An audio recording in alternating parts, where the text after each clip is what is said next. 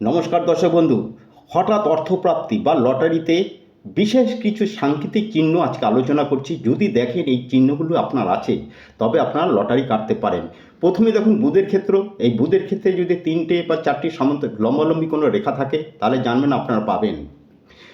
যদি দেখেন এই যে শিরোরেখা, সেই শিরোরেখায় শেষ প্রান্তে এসে যদি একটি ত্রিভুজ তৈরি হয়, তাহলে জানবেন কিন্তু আপনারা লটারি কাটতে পারেন, লটারি আপনারা পাবেন।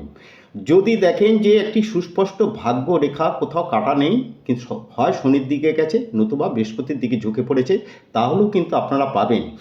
যদি দেখেন আয়ু রেখা এবং ভাগ্য রেখা থেকে উঠে কোনো একটি রেখা আপনার এই শিরোরেখার সাথে মিশে একটি ত্রিভুজ তৈরি করেছে, তাহলেও কিন্তু আপনার লটারি কাটতে পারেন। বা এবং যদি একটি মার্শাল রেখা থাকে, যেটা আয়ু রেখার পাশে থাকে, যদি একটি মার্শাল রেখা থাকে, তাহলেও কিন্তু আপনারা লটারি কাটতে পারেন। তাতে কিন্তু আপনার কিছু না কিছু পাবেনই।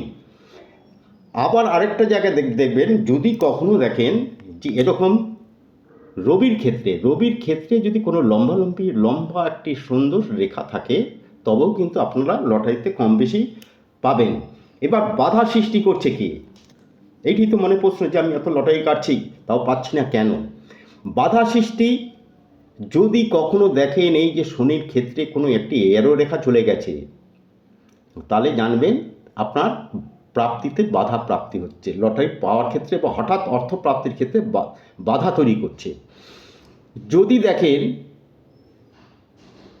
এই যে রাহু ক্ষেত্র থেকে কোনো একটি রেখা উঠে শনির দিকে যায়, কিংবা রাহু ক্ষেত্র থেকে কোনো একটি রেখা উঠে যদি বৃহস্পতি পর্বতের দিকে যায়, তাহলে জানবেন কিন্তু লটারি প্রাপ্তিতে বা হঠাৎ অর্থ প্রাপ্তিতে বাধা আসছে। এইগুলো একটু দেখে নেবেন, দেখে নিয়ে লটারি কাটুন, পাবেন। যদি কেতুর ক্ষেত্রে যদি মৎস্য চিহ্ন বা আপনার ত্রিভুজ বা চতুর্ভুজ থাকে, তাহলে বড় ধরনের লটারি টিকিট আপনারা পাবেন। এই ত্রিভুজ বা চতুর্ভুজ এবং এই মানি ট্যাঙ্গেল এবং এইখানে যে ত্রিভুজ, শিরোরেখায় ত্রিভুজ যদি থাকে, তাহলে কিন্তু আপনারা বড় লটারি পাবেন। লটারি যদি মানুষ নাই পেত, তাহলে এত বিক্রি হতো না। আপনার এলাকায় খোঁজ করবেন, প্রায় রোজই শোনা যায় কেউ না কেউ পাচ্ছে। যাই হোক, যদি আপনাদের হাতে এই ধরনের কোনো লক্ষণ প্রকাশ পায়, তাহলে কিন্তু আপনারা পাবেন। যদি দেখেন বাধা আসছে, তাহলে বাধাটাকে একটু কাটিয়ে নেবেন। যারা পাথর কিনতে পারবেন, তারা ব্ল্যাক ক্যাটসাই অনেকগুলো কালার আছে, কালো রঙের একটি ক্যাটসাই আছে, খুব মূল্যবান জিনিস। ওই কালো রঙের একটি ক্যাটসাই, অরেঞ্জ কালার পোকরাজ বা গঙ্গাজলি নীলা, অরেঞ্জ কালার পোকরাজ নীল হবে বা গঙ্গাজলি নীলা। পিঙ্ক সাফায়ার, এটা রবি বুধকে নিয়ে কাজ করবে। আপনার পিঙ্ক সাফায়ার বলবেন, দোকানে গিয়ে বললেই পাওয়া যাবে। এছাড়া মূল নিয়ে আপনারা বেশি না, 1 মাস মতো পরীক্ষা করুন। পরীক্ষা করার পর না হয় আমায় জানাবেন। যদি মূল কিনতে চান, হ্যাঁ মূল দিয়ে আগে পরীক্ষা করুন, তারপর বাদলে না এই ইসের দিকে, রত্ন পাথরের দিকে ঝুঁকবেন।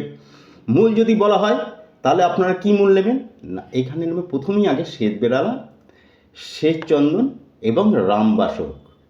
শ্বেতবেরালা, শ্বেতচন্দন এবং রামবাসক, এই 3টি মূল আপনারা ব্যবহার করুন। ব্যবহার করার পরে 15 দিন পরে একবার যদি প্রয়োজন মনে করেন একবার জানাবেন। দেখুন, কারণ হচ্ছে হাতের গড়ন সবার এক নয়। যেমন এইটি আমি একটা আয়তকার নিয়ে আলোচনা করছি, কারো চৌকো আছে, ঠিক আছে, সেই রকম প্রত্যেকটা হাতের গঠন আলাদা। সুতরাং এই 3টে মূল আপনারা ব্যবহার করুন, ব্যবহার করে তারপর রেজাল্ট আমায় দিন। আশা করি কিছু না কিছু আপনারা পাবেন, এইটুকু কথা দিতে পারি। নমস্কার, ভালো লাগলে আরেকজনকে জানিয়ে দেবেন। ধন্যবাদ।